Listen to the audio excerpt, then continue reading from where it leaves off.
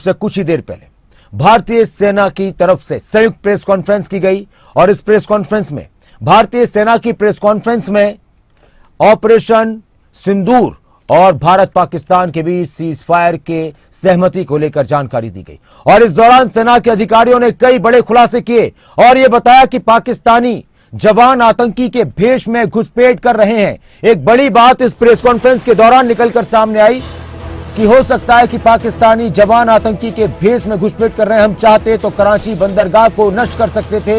ये नौसेना का बयान सामने आया है। एक बड़ी खबर, एक अहम खबर, सेना की तरफ से एक बड़ा बयान दिया गया और भी कई बातें निकलकर सामने आई, लेकिन उन बातों में से ये एक बहुत बड़ी बात कही गई।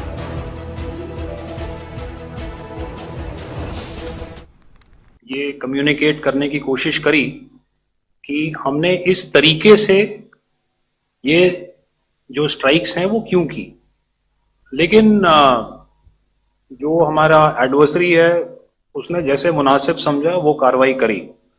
तो आपने देखा कि ये जो एक्टिविटीज चल रही हैं 3-4 दिन से, ये कोई वॉर से कम नहीं है। नॉर्मल सर्कमस्टांसेस में एक दूसरे देश की एयरफोर्सेस हवा में नहीं उड़ती हैं और एक दूसरे के ऊपर स्ट्राइक्स नहीं करती हैं। हर रात इंट्रूजन्स नहीं होते हैं। लाइन ऑफ कंट्रोल पर सीज फायर वायोलेशंस, आपके एक साथी ने सवाल पूछा था शुरू में, एक सीज फायर अंडरस्टैंडिंग था, वो भी जा चुका है। उस सीज फायर अंडरस्टैंडिंग के जाते जो फायरिंग हो रही है लाइन ऑफ कंट्रोल में, उसमें घुसपैठ की कोशिश हो रही है।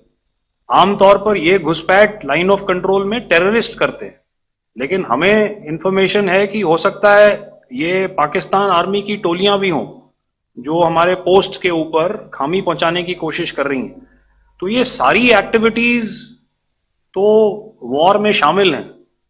तो ये कहना मुश्किल है कि आगे क्या होगा, वो स्पेक्यूलेटिव जोन में आ जाता है और मैं स्पेक्यूलेट नहीं करना चाहता हूं। हर एक सिचुएशन अलग होती है और उससे एक तरीके से डील किया जाता है।